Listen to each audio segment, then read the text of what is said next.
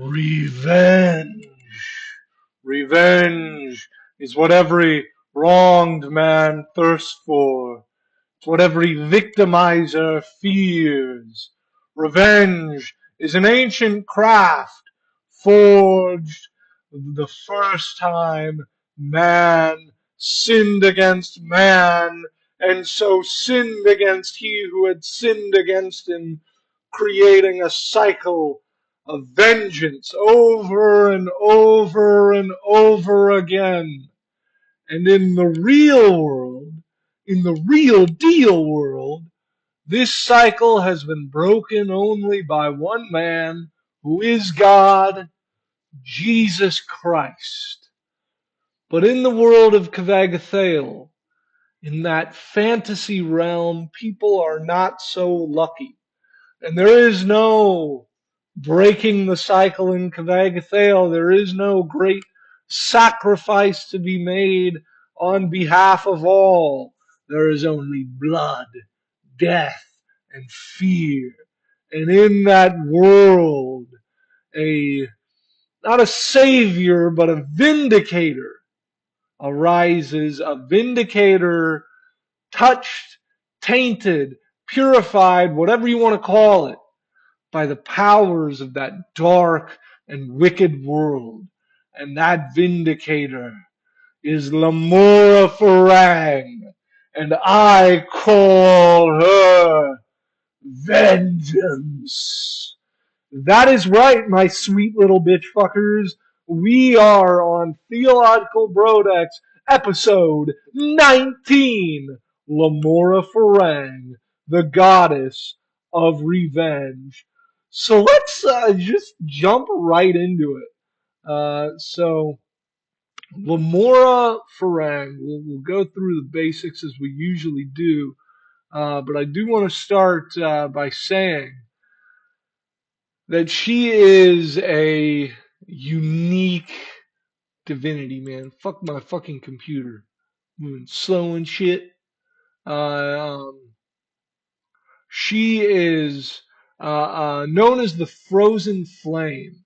And she's unique because she is a creation of two contradictory forces, not in the way that Ahriman and Ahriman and Ahura Mazda, not in the way that Laku and Elsam were created through the coming together of darkness and light in this sort of complementary way that was corrupted in Elsam, but at the beginning created something beautiful and good. This liminal space that protects the good from the darkness, and in Laku, this sort of grim understanding of what is right and proper, not in the way of Morgul and Leviathan creating Dista. Excuse me. Where, you have fire and water that complement each other, creating steam, this creative process of cooking, of staying warm, and of cleaning your body. But with Lamora Ferang, it is fire and cold, unified, not in a loving embrace, not in an eternal sort of metaphysical conflict, but in just raw, hardcore violence. As when Morgul finally got sick of Nith's shit and said, "Fuck it, I can't take it anymore," and attacked him and grabbed her, or whatever you want to call Nith, and just said, "Fuck you, bitch! Fuck you!" Crashed into Niflheim, in what is now Niflheim, this clash of these contradictory things, heat and cold. For in Kavagathael, cold is the absence of heat, and heat is the absence of cold. So to come together, it just doesn't make sense. It is too confusing, and that is what has created this broken, schizophrenic, shattered sort of minded individual of Lamora Ferang. just complete depravity, creating this force of revenge and irony. That is also one of her dominions that is oft overlooked. But so going through the basics here. So Lamora Ferang, the frozen flame, spirit level 6, in my opinion, she's getting more powerful pretty quickly because, I mean, Kvagathale is a fucked up place. People be taking revenge on the daily. You know, an ogre comes and, oh yeah, gets that booty. And then the men who are wronged by this ogre coming in and raping their woman. They, oh, we have to do something about this. And they charge in and they go into the caves and they slay ogres and slit their throats and spread their intestines out upon the cave walls. That'll show him. And then the ogres, some of them on the raiding parties come back. No, they killed my dad! And then they go back and they take revenge on those humans, and it just, it cycles on and on and on. So I think Lamora Ferang, she's on her way to gaining more power. So she is the goddess of campfires, of crickets, of irony, of righting wrongs, of torches, vengeance, and victims. And if you are a victim, Lamora Ferang is on your side, and she thinks you should go and turn your victimizer into a victim, because fuck him. And you know what? I'm just going to say it. That's cool as fuck. And her parents, Morgul and Nif, fire and cold, heat and ice. And this creates this sort of mixture, this burning, icy, calculated fury, this sort of frozen, bitter, but moving and constantly going. And she is blue fire, which in Kvagathale is not the nerdy. Actually, blue fire is just fire that's really, really hot. Did you know that? It's just fire that's really, really hot. No, shut the fuck up, bitch! Blue fire is fire that is hot, but also cold. That can burn you, but also freeze you. And that's cool. And if you don't think that's cool, frankly, you bore me. Sorry, checking my camera really quick. Okay, cool. And her holy number is 19. Her weapon is the Farang. Now, as far as I'm aware, the Farang is a weapon unique to Kvagathale, a fictional fantasy weapon. But if I'm wrong, tell me in the comments. Say, butt quack, you're a dumbass. You're wrong. It's actually a real weapon, and I will respond with Nigme. And the Farang, it's this badass double bladed sword. I can always tell how boring and nerdy and like Redditor tier someone is when they're like, actually, that wouldn't be practical. It's like the same thing with horns on the Viking helmets. It's like they didn't actually wear that. It's like, I don't give a shit, dude. It's cool. He's fucking cool and looks badass. And like with Lamora Ferang, it has a cool meaning where it's like, fire and ice. Two sides of the same sword. And you're gonna have some Darth Maul shit going on. Just this double-bladed sword. It's probably one of the coolest holy weapons in the game. Although I personally think the Morning Star is cooler. Just big spiked balls. Goosh! But anyway, yeah, her holy weapon is the Farang. Her gift to the world are torches, to bring heat where it is cold, to bring light where it is dark, to look cool as fuck, holding this fucking wooden stake with flame upon it, like, yeah, everyone check this shit out. That's probably how the first person in Kvagathale who made a torch felt, just like, yeah, hey everyone, look at this shit. Yeah, I'm holding fire, yeah! And her symbol, this black cricket's head surrounded by blue flame. And I'm not gonna lie, this is another example of the way it's drawn in the book. It looks so bad. it looks so awful. Like like not at all intimidating. It's like this little cricket coming up like, "Hey guys," on a background of blue fire. So I don't like the way it looks in the book, but the way it's described sounds really cool. Her sacrifices, the way you make sacrifices to her, you answer the call of vengeance. When you must take revenge, when another needs revenging, but they can't take it themselves, you answer the call and give glory to Lamora Ferang. And her prayers, they're said at night over campfires or into the flame of a freshly lit torch. Lamora Ferang, I will find that fucker who spray painted a penis on the wall of my house, and I will choke him to death with my bare hands. Because, overkill, baby. Her omens, it's like blue fire coming up from a torch, or a campfire, accompanied by these brief cryptic messages, flashes, visions in your mind. Think like a fucking little dark age edit. Uh, um, and crickets speak with the tongue of vengeance, and you should listen to their calls carefully, especially when they are in mass. Generally, your followers are going to be those who've been deeply wronged.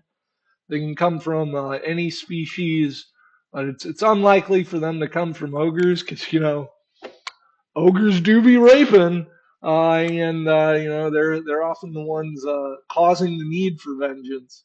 But I personally think a lot of ogres out there probably want vengeance too, but they're probably going to turn to mule because rage. Uh, um, and they wear shades of light blue and red, sort of these clashing colors. And she's got this cathedral of glass, this massive building made totally out of ice in Niflund. And those who would oppress and terrorize are brought here and killed, and the blood of the guilty is drained into a pool in the temple's central chamber. In the middle of this pool is a massive floating bonfire pit, which is always lit with blue flame. The blood powers the temple and grants it strange mystical powers. And that's fucking cool.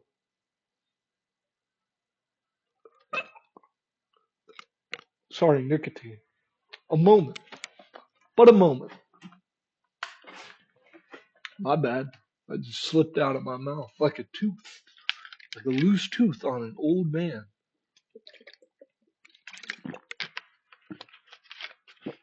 And the name of her day, day 19, is the day of blue fire.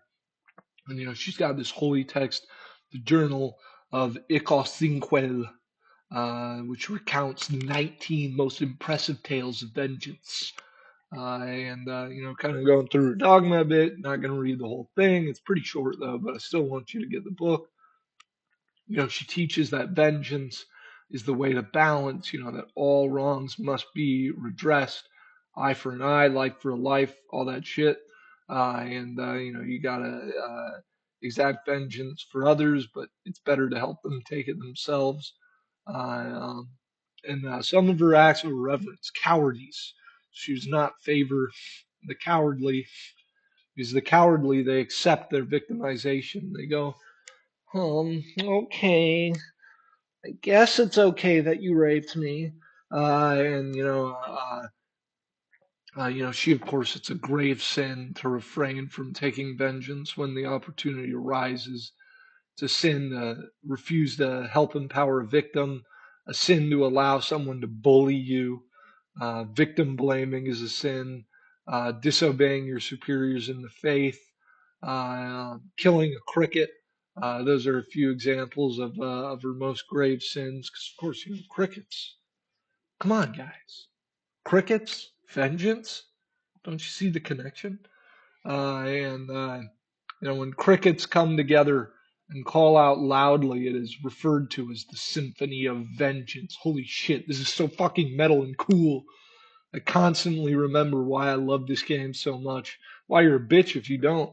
And When this is happening, when the crickets are calling out, It's how people know there is either a great need for vengeance, or somebody has committed a great act of vengeance. And the first avatar of Lamora Ferang was Icos Zinquil, who was born of an Azdaja and Bristlin of a fire dragon and an ice dragon, and he was killed by the avatar of Ajira. Uh, you know, but she has a new avatar, which I'll get to. And Lamora Ferang, she was born during the War of Fire and Ice. The first bit of Nif's body that Morgul embraced burned off and became this goddess who was born in war and death. Metal! Lamora Ferang is also known as the Torchbearer. Metal! And her image is bluish white-skinned woman who most closely resembles a Freyne with a light dusting of bright orange freckles all over her body. She has long, wavy blue hair. Blue hair. Are we really okay with that, guys? I think I'll let it slide for Lamore Farang. I think it's kind of like with what's her name, the purple-haired British girl, not Emily. Well, Amelia. Yeah. It's kind of like with Amelia. We can forgive it in Lamore Farang. She's cool. She's a hot goth girl.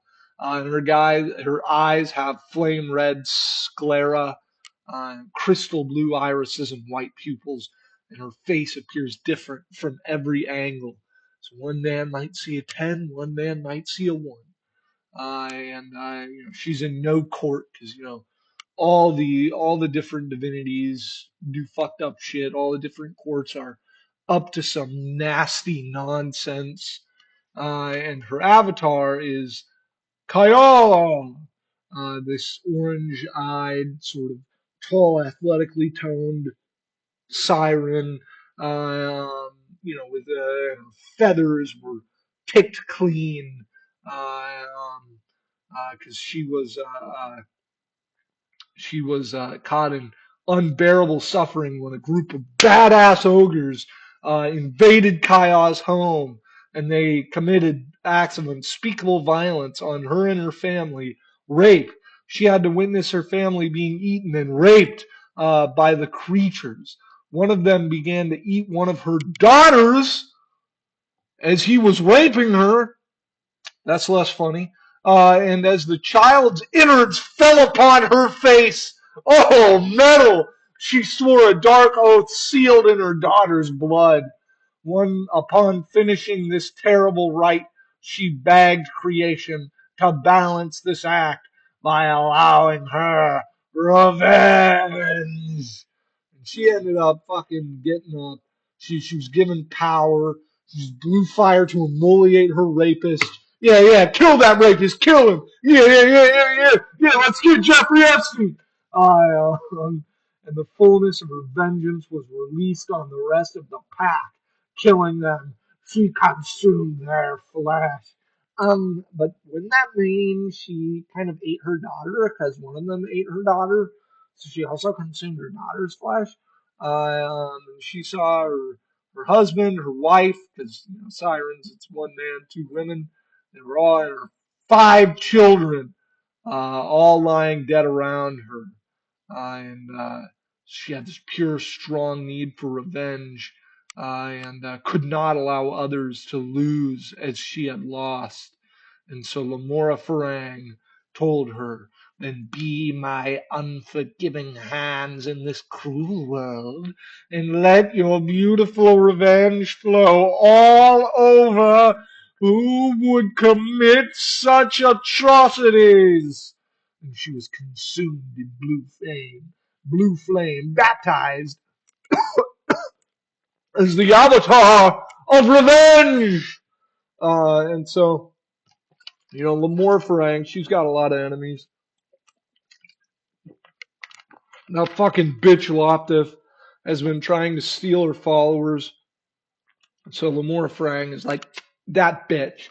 And so she's after Loptif's ass, like many divinities are and should be, because fuck Loptif. And she states that many divinities are bad. There are a few, well, not there are a few she sees as particularly bad. Ajira, kidnapping, that's kind of bad. Mool, rape, Fuchsia, murder, Elson, betrayal, Loptif, being Loptif, Xanthro, controlling your mind, Urquhali, viciousness, and Cassiter, crime. Although I do kind of feel bad for Cassiter, because like he is a bad guy and like his followers engage in like violence and kill people and steal people. Like I just imagine like Cassiter being like, really, I'm in that group? Like I'm with Fuchsia, the god of murder? Come on. And she is, of course, friends with the very trustworthy and noble he who has many names and sends him many souls. This is just he who has many names. He's like, yeah, no, Lamora Ferang, don't worry, I'm a good guy. And she's like, oh, okay, finally, I found the first good man in all of Cavagathail. It's the fallen angel. Yeah, don't worry, Lamora Ferang. No, no, I don't send good people to hell. That's a myth. So they have this close alliance, but her only real friend is Rizara, who she has taken as an occasional lover. Just getting that lesbian goddess power on, Slay Queen. Rizara is in many ways a nicer version of Lamore Farang. Not exactly. We'll talk about Rizara later. Uh, you know, but this isn't her video, and you know what? She needs to learn that there's a hierarchy to things. Okay, so now that we've gone through the basics, let's really break it down, baby. So first of all, talking about the influences she gets from fire and cold.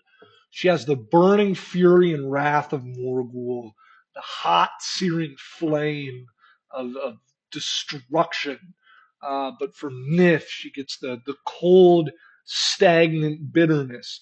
She can't move on. She can't just get over it. Like, okay, I get it. You were raped. But she can't forgive. She's frozen in place. With ice and just cold bitterness and the whipping, painful winds, the wraith winds. And so when you put these things together, you get this cold, calculating cruelty, this slow burning flame that never stops burning. Uh, and also she's insane. I have her in my games. She's like completely fucking schizophrenic. Fucking me. He who has many names did the shadow purge. He who has many names did the shadow purge. Although she wouldn't believe that because she thinks he who has many names is a nice guy. But you get what I mean. You understand the real world reference I'm aligning this with. Um, so she's just these contradictory forces just driving her mad, making her mind this place that is constantly against itself. Uh, um, but what's crazy? Grips. Uh, and she has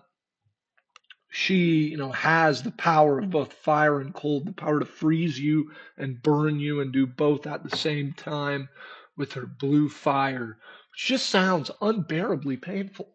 And then kind of going through here, like her church, her followers. So something I've been neglecting to do in some of the previous videos. Oh, I love you, water. I love you, eternal.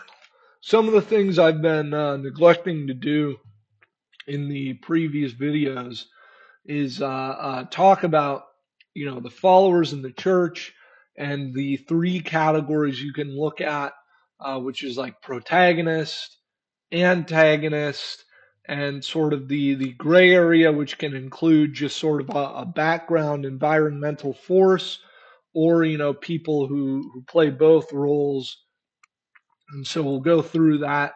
So first of all, and also touching upon her as I do, as I've always wanted to touch Lamora Ferang. But talking about her followers, when we're talking protagonists, this is often going to be as a player character who's been wrong, desires vengeance. That backstory is a cliche, but it's a cliche for a reason because it's beautiful and it's meaningful and because it speaks to the heart of the human condition. And because it's been told 1,000 times over, but it never gets old, the tale of vengeance. And whether it's something as small as getting out of your car and blowing the head off of the guy who cut you off in traffic, or as big as killing the people who destroyed your family and your home. Vengeance comes in many forms, both petty and righteous, both sort of fueled by hate and fueled by love.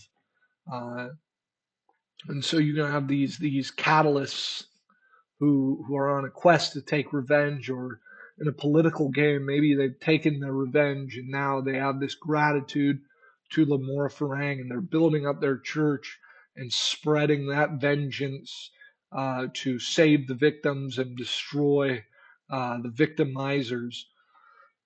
And for her, she will be a friend to catalysts who are victimized. And it need not even be her direct followers. It could just be someone who's been done over again and again and again and again and again.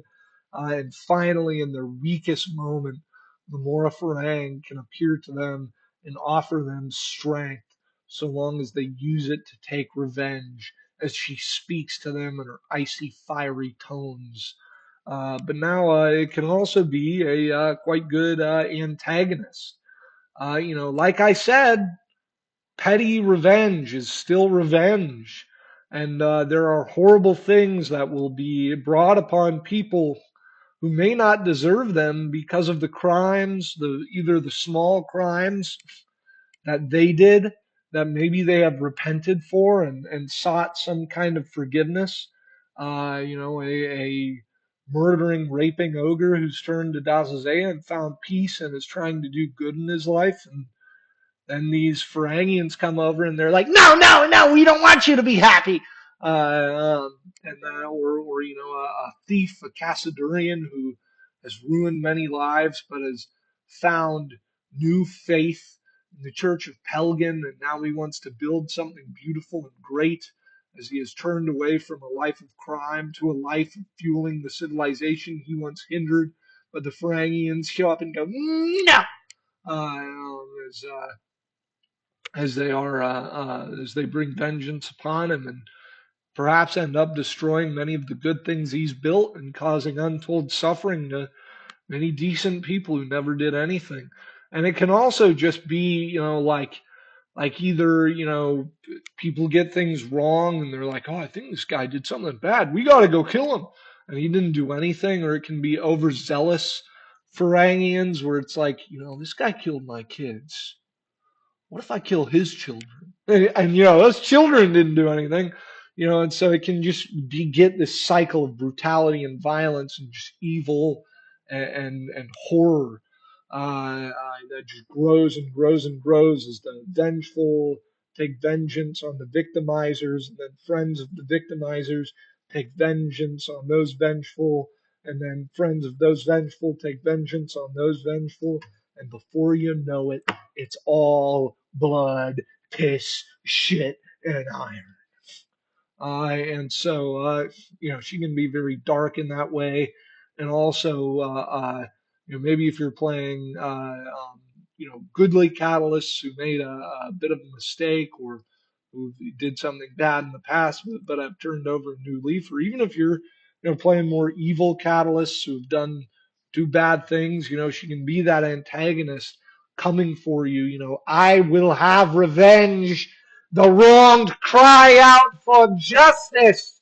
As you're just trying to build your political empire, taking booty and taking names, building cities, crushing your enemies, and then Lamora Ferang, she's like, nah, fuck that. and comes for you and sends horrors down upon you, and it's a challenge that's always facing you and your compatriots as you try to build a glorious civilization on the backs of those who you have slain. Uh, but the gray area, that's where she fits best. Uh, excuse me. She fits best in the gray area, and I'll start with just as a part of the environment, as just something in the background, back here, if you will. So there's constantly violence and bloodshed and suffering in Cavagathail. People are constantly doing bad things to people. They're doing bad things to each other for bad reasons, for good reasons, for morally gray reasons. Bad, bad, bad.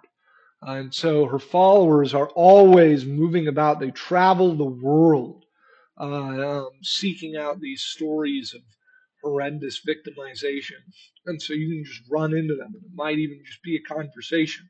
It might not be a confrontation. It might not be an alliance, but just, oh, well, what are you doing out here on the fields?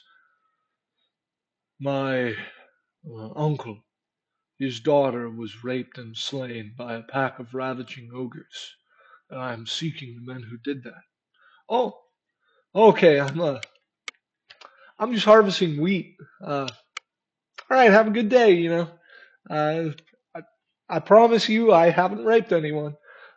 You know, as they, or just seeing the violence take place. Like you go and you find this body that's like burnt and also frozen. You're like, I wonder what happened here. Just even the campfire, because it's not just vengeance, it's campfires and irony. So you might find just out in your travels, just a group of grim individuals seated around a campfire. They might let you sit by the fire. They might even let you eat their food, but maybe they don't even speak a word to you. When you speak to them, they just they're not interested in niceties. Or maybe they do speak. They can be perfectly friendly. They can be gregarious. They can be full of life as you sit at the fire and they tell you stories that grow darker and darker as they revel in the vengeance they've taken. But the more fitting gray area, or I should say more interesting gray area, is Lamora Ferang and her followers as both protagonist and antagonist, as they aid your catalysts in taking vengeance on those who have wronged them. But then you might find those same Ferangians coming for your ass because you killed those peaceful Chthons and took their silver. That's right, you thought you were going to get away with it? You thought I was just going to forget about that after the Golgith video? About how you mine silver because you think that's cool? Because you think that's okay? Because you think you're special and you can just do that? Well, Lamora Ferang doesn't. She doesn't think that. So, yeah, sorry. I guess it's time for you to face the consequences of your actions. I guess it's time for you to learn why colonization is wrong. And so, you can just find they'll be helping you and then they'll be coming for you. And same with the Lamora Ferang, thing in ancient Greek tragedies and whatnot, where a god will bless a mortal who's doing this great quest for the god, but then the mortal in some way offends the god. And so the god also has this curse brought upon the mortal, the same God. It's going to be like that with Lamora Ferang, blessing you for your righteous deeds of salvation for the victimized, but then coming upon you because you killed and robbed the wrong sheep herder. But a moment. This is a video about Lamora Ferang, not shy. Sorry, that was my cat. He's being a little wiener. He wanted to come inside.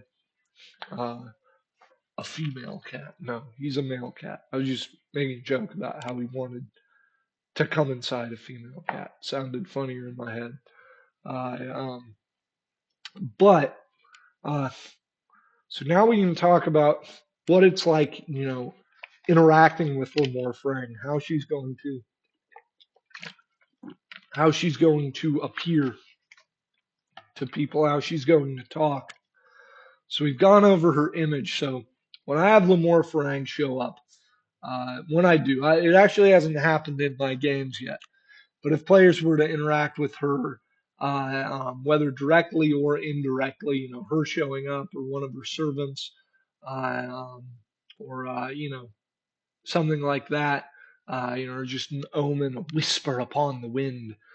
I have like two types of music I might play. It might be like this quiet, dark, classical, or it could also be like booming, loud, DC or A, style thing. But also, there's a lot of just good classic heavy metal that can go with her to be playing in the background. I think Vengeance is Mine by Alice Cooper. I think Man in the Box by Alice in Chains. Here Comes the Rooster, also by Alice in Chains. Um, I think, uh, uh, fucking Holy Diver by Dio can work, just pump it in the background as she shows up. A lot of Doro Pesh music can fit well with her. Um, I Rule the Ruins is probably better with El Son, but still, you can just have this pumping metal, and she'll show up with fire and ice, equal parts cold and warm.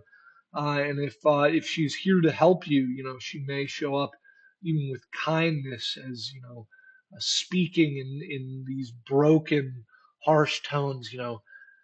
Coming from this beautiful mouth, but sounding so vicious, almost like there's broken glass in her voice as she says, "My child, such suffering has befallen you and your allies." But a moment, one moment.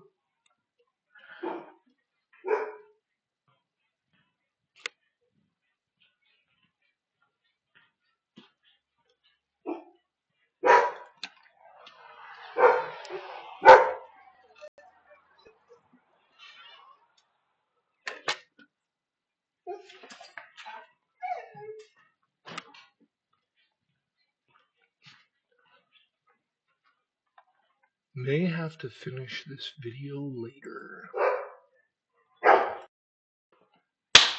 I'm back.